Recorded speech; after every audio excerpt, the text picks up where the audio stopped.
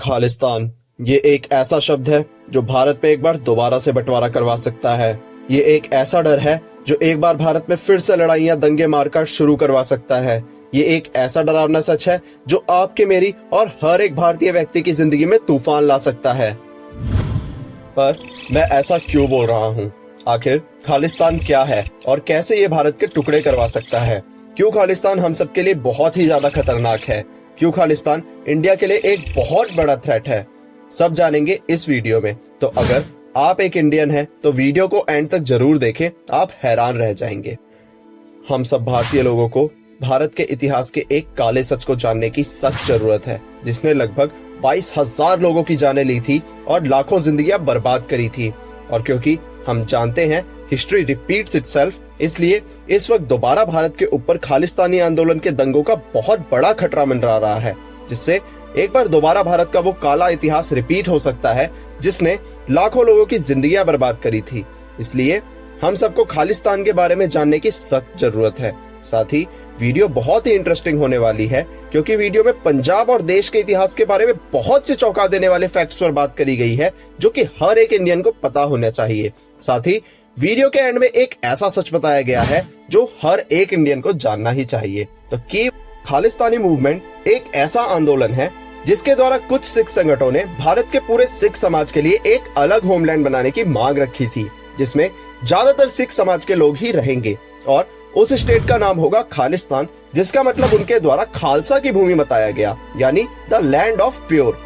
अब खालिस्तानी आंदोलनकारियों के द्वारा ये मांग रखी गई थी कि उनका अलग राज्य इंडिया और पाकिस्तान रीजन में मौजूद पंजाब को एक साथ जोड़कर और वहां की राजधानी लाहौर को रखकर बनाया जाएगा, जहां पर कभी पूरा खालसा एम्पायर इस्टेब्लिश हुआ था। पर फिनोसेपियन, आखिर सिख संगठनों ने एक अलग राज्य बनाने की मांग करी ही क्यों? क्या वो भारत में खुश नहीं थे? इसका आंसर छुपा हुआ है 18th सेंचुरी में, जब भारत पाकिस्तान एक ही देश हुआ करते थे और इस वक्त पाकिस्तान के कुछ एरिया में पूरा सिख एम्पायर बसा हुआ था, जिसकी बागडोर महाराजा रंजीत सिंह जी ने संभाली हुई थी। और उस साम्राज्य में ज्यादातर पॉपुलेशन सिखों की थी और महाराजा रंजीत सिंह के राज्य में सिख एम्पायर खूब फूल फल रहा था। लेकिन राजा रंजीत सिंह जी की डेथ के बाद जब सिख एम्पायर थोड़ा वीक पड़ा, तब ब्रिटिशर्स ने इसे बहुत अच्छा मौका देकर पूरे सिख एम्पायर पर कब्जा कर लिया। जिसके बाद हुआ ये कि ब्रिटिशर्स ने पूरे सिख एम्पायर को भारत में मिला दिया, जिससे जहां पहले सिखों का अपना अलग साम्राज्य था, तो अब वो एक दूसरे के देश का पार्ट बन चुके थे, जिसकी वजह से खालिस्तानी आंदोलन लेट 18th सेंचुरी में शुरू हुआ। और इस आंदोलन को शुरू करवाने का सबसे बड़ा क्रेडिट भी अंग्रेजों को ही जाता है, जिनका उस वक्त सबसे बड़ा एक ही फंडा था कि डिवाइड करो और रूल करो।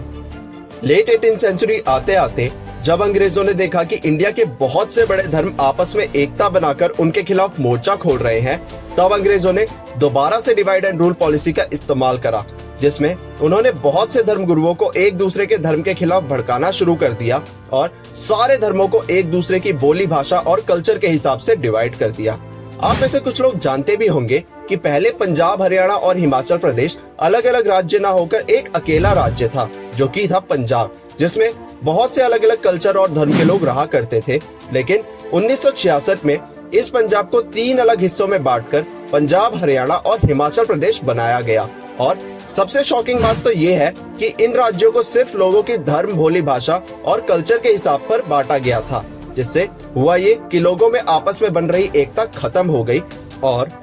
जब पंजाब और हरियाणा दोनों की राजधानी चंडीगढ़ को बनाया गया, तो इससे काफी सिख संगठनों को बहुत सी दिक्कतें होनी शुरू हो गई। उन्हें ये लगा कि पंजाब की राजधानी चंडीगढ़ को हरियाणा से शेयर करना सरकार की एक ऐसी नीति है जिससे सिखों के कल्चर, आइडेंटिटी और वैल्यू को कम करने की कोशिश करी जा रही है, और हरियाणा में रह रहे बहुत से हिंदुओं की वैल्यू को ज्यादा करने की कोशिश करी जा रही है। उन्हें पंजाब और हरियाणा के बीच हुआ वाटर शेयरिंग एग्रीमेंट भी पसंद नहीं आया, क्योंकि उन्हें ये लगा कि इस वाटर शेयरिंग एग्रीमेंट की आड़ में सरकार पंजाब के किसानों को नुकसान पहुंचाकर हरियाणा के किसान को फायदा पहुंचाना चाहती है। क्योंकि अगर पंजाब का पानी हरियाणा के साथ भी बांटा जाएगा, तो बहुत से सिख किसानों को पानी की किल्लत का सामना करना पड़ेगा और पूरे पंजाब राज्य की ओवरऑल क्रॉप प्रोडक्शन पर इससे बहुत बुरा इफेक्ट पड़ेगा। और इससे हुआ क्या कि बहुत से नए नए खालिस्तान लीडर्स के चेहरे सामने आने शुरू हो गए, जैसे जरनैल सिंह भिंडरान वाले, जिन्होंने पूरे पंजाब की पॉलिटिक्स का तख्ता पलट करके रख दिया था।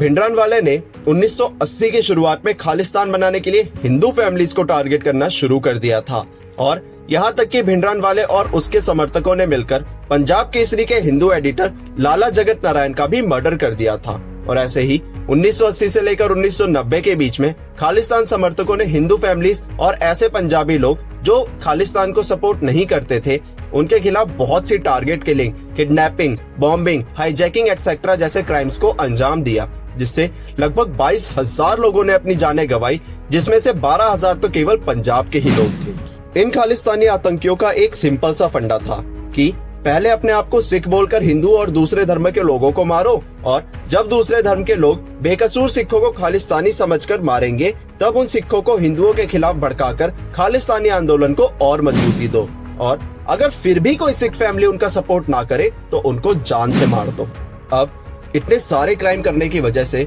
भिंडरानवाले और उसके खालिस्तानी समर्थकों के खिलाफ पंजाब पुलिस ने बहुत स्ट्रिक्ट एक्शन लेना शुरू करा, जिसमें पुलिस ने उनको गिरफ्तार करने की पूरी योजना बनाई। लेकिन गिरफ्तारी से बचने के लिए भिंडरानवाले और उसके समर्थकों ने अमृतसर में मौजूद गोल्डन टेम्पल को अपने कब्जे में लेने का प्लान बनाया ताकि वहां पुलिस ना आ सके और वो लोग गिरफ्तारी से बच जाएं।